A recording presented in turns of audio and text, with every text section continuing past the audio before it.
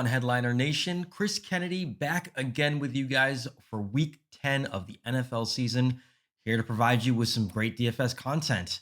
Now, you're probably wondering what's going on with the hat. This is Masters week, you guys. All right. I'm a huge golf fanatic, and I had to show some love for the great tournament at Augusta National. So I know it's not NFL, but I got to show my love to the golf network out there as well. I do want to start off today's show with monkey knife fights. Something that we've been doing the last couple of weeks, and I think it's a trend that we're probably just going to keep going with. Monkey Knife Fight is a really fun website, monkeyknifefight.com, where you can throw in some player props. It is considered DFS, it's daily fantasy sports, but you're not picking a specific lineup. You don't have a certain salary cap to work with. All you do is follow the instructions on the screen. Make sure you do enter in promo code headliners. We will match your deposit up to $50, and it gives you a different way of playing fantasy football.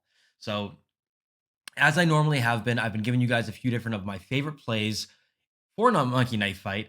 And this week, we're going to go with a couple of matchups for quarterbacks this week. First one is going to be Deshaun Watson and Tom Brady. This is going to be a more or less option this week right now. Deshaun Watson, more or less 290 and a half passing yards. I'm taking the over on this one, going up against the Cleveland Browns, who are allowing just under that number this season. And with as bad as the Texans defense has been this year, Deshaun Watson's going to have to air the ball out. So I really like Watson here at over 290 and a half. And then going over to Tom Brady at over or under 288 and a half passing yards. I'm taking the under here. I do think Brady has a good game, but the Panthers secondary has been really good this year.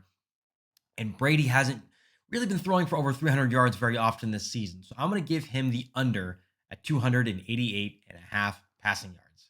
Moving over to the next option here. Again, another quarterback matchup. Teddy Bridgewater and Carson Wentz. We've got Teddy Bridgewater against the Tampa Bay Buccaneers over under 270 and a half passing yards. I'm taking the over. Bridgewater has a string of 300 plus passing yard games this season, and I really like the matchup. Even though it is going up against Tampa Bay, who has a really good secondary, I do think this is a matchup that he can exploit. Going over to Carson Wentz and the Philadelphia Eagles, they're going up against the porous New York Giants defense. Over under 255 and a half passing yards. I am smashing the over on this one, you guys.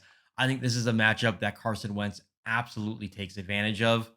So those are my picks for Monkey Knife Fight this week. Make sure you're heading over to monkeyknifefight.com. Enter in a $2 contest or more.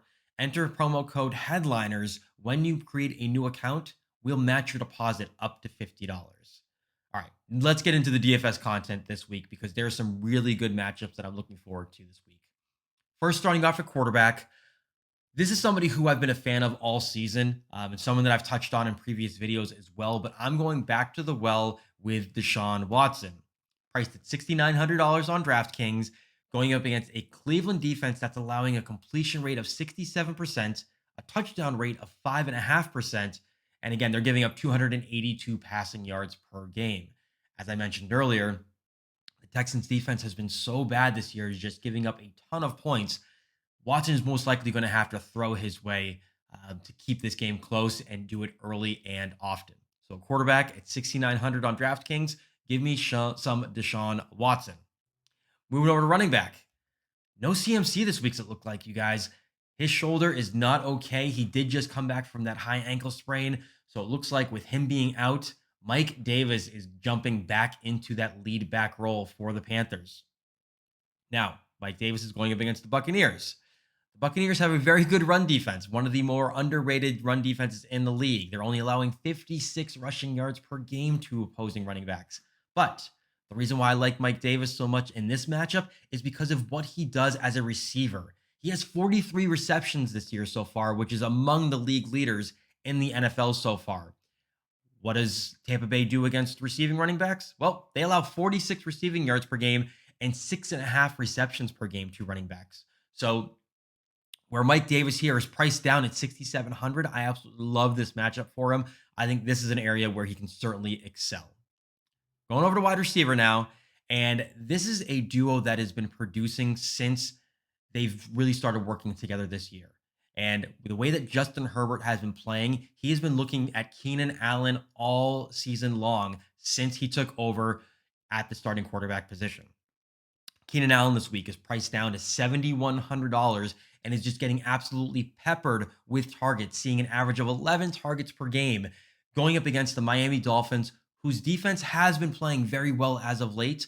But I still love this matchup for Keenan Allen because he's one of the few guys that is getting double digit targets in the NFL. And I look for that to continue this week against the Dolphins. So Keenan Allen, 7,100. Finally, we're going to finish it up at the tight end spot. And there were a couple of different guys I could have gone with here.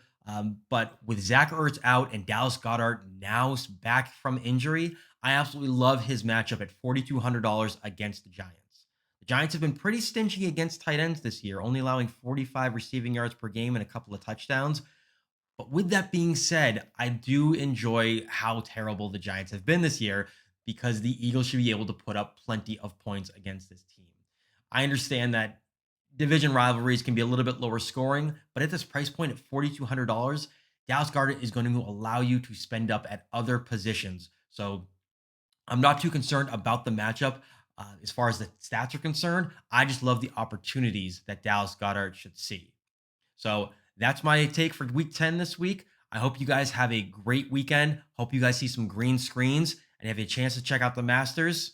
Be sure to do so. We'll see you next week.